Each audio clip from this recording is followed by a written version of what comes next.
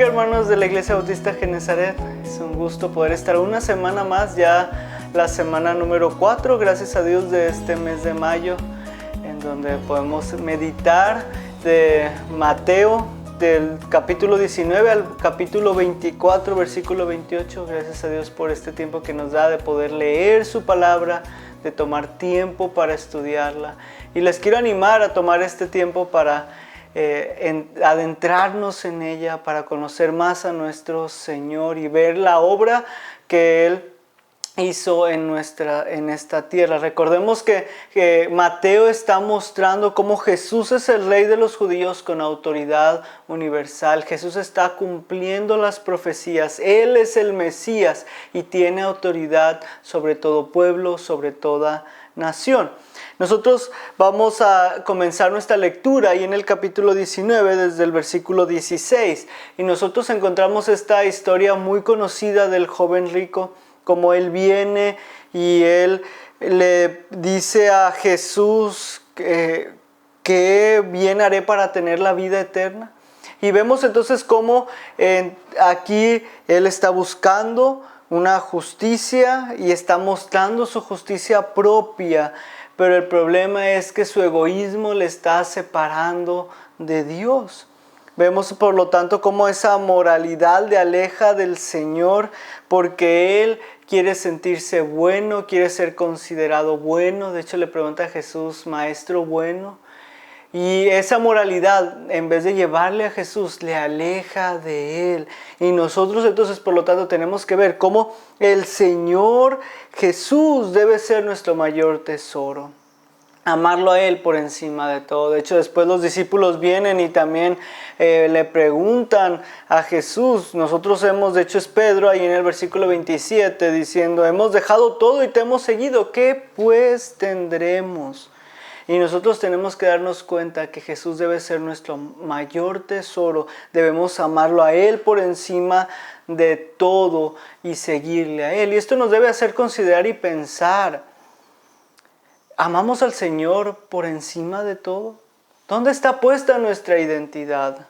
¿Amamos más las cosas de este mundo, una carrera, nuestros hijos, nuestra esposa? ¿Qué amamos más que el Señor? Porque el Señor debe estar por encima de todo y Él debe ser nuestro mayor tesoro.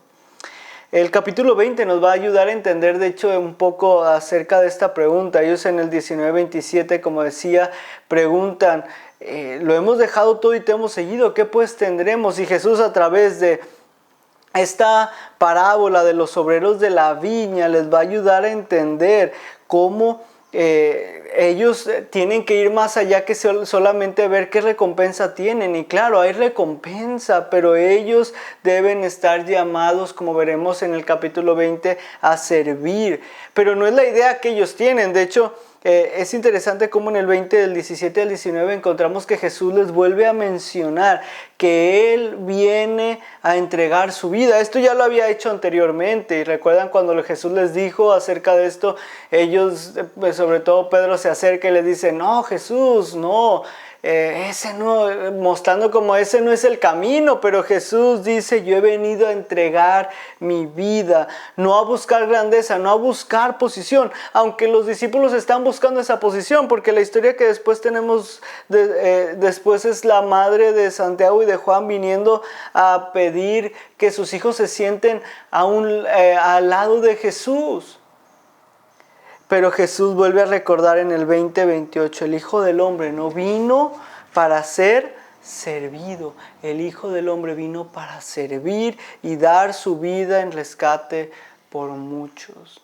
Vino para servir. Y es interesante en la siguiente historia que hay ahora aquí dos ciegos que le hacen también una petición a Jesús, pero ellos están reconociendo a Jesús como el Hijo de David, aquel que es el que les puede otorgar misericordia, no con una demanda, no buscando grandeza, sino ellos vienen en sumisión, en humildad, rogando de la misericordia del Señor. Y esto, hermano, te animo a pensar y a considerar.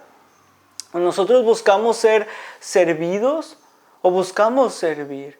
Creo que nuestra tendencia natural es a buscar que otras personas nos sirvan, que nos tomen en cuenta, ser grandes a como lo ve nuestro mundo, pero Jesús vino a servir y nosotros somos llamados igualmente a servir, a ver por los demás. Esto me recuerda a Filipenses, como dice en el capítulo 2, que debemos considerar a los demás como superiores a nosotros mismos. Y después ahí mismo Filipenses nos da el ejemplo acerca de Jesús, cómo Él se hizo en forma de siervo.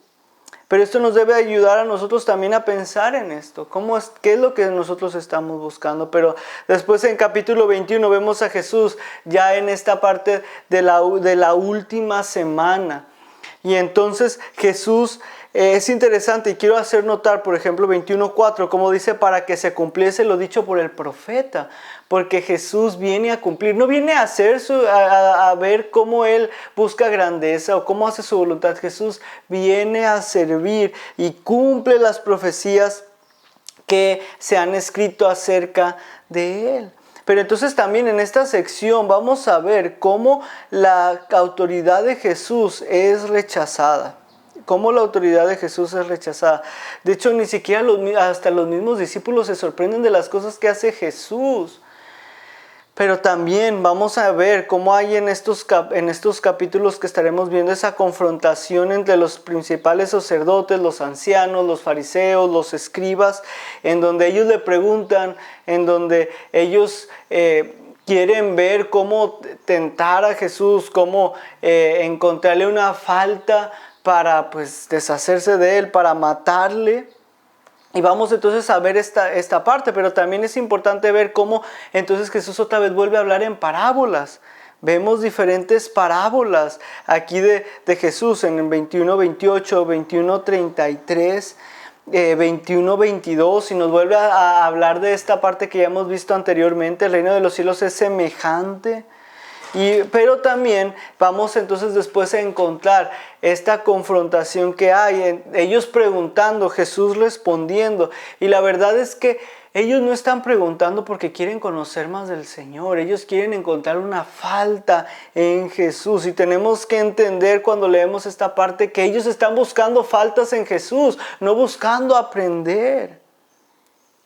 La incredulidad de ellos simplemente, y todas estas preguntas, hace su corazón más duro, porque no creen en Jesús.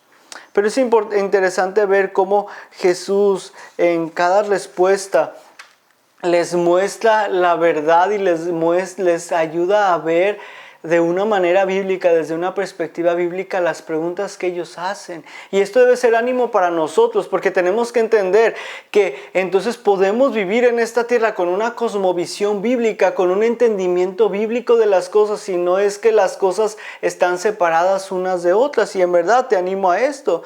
Pero también quiero resaltar cómo Jesús en el 22:37 les dice, el primer y grande mandamiento es ama a Dios y ama a tu prójimo. En estos dos mandamientos depende toda la ley y los profetas.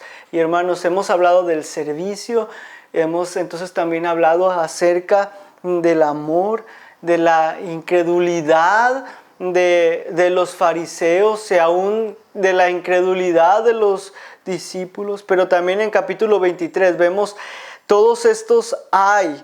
Porque Jesús les dice, ay de vosotros escribas, fariseos, hipócritas, ay de vosotros guías de ciegos. Y vamos a encontrar esta frase una y otra vez repitiéndose, una y otra vez resaltando cómo los fariseos, cómo los escribas son hipócritas. Y hermano, espero que cuando leas este capítulo no digas, mira qué malos son ellos, sino que digas, qué malo soy yo. Yo soy como uno de los fariseos, yo soy como uno de los hipócritas. Y que realmente esto nos lleve a humillarnos y a ir a Jesús, a pedir perdón por nuestro pecado y entonces arrepentirnos de Él, y por medio del poder del Espíritu Santo ser transformados para vivir agradando a nuestro Señor, para vivir amándole a Él, para vivir sirviendo y no esperando ser servidos. Te animo a leer esta semana estos capítulos, y que realmente puedas recordar cada día que Jesús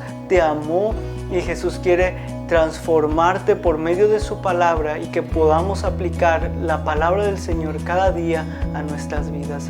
Dios te bendiga, hermano.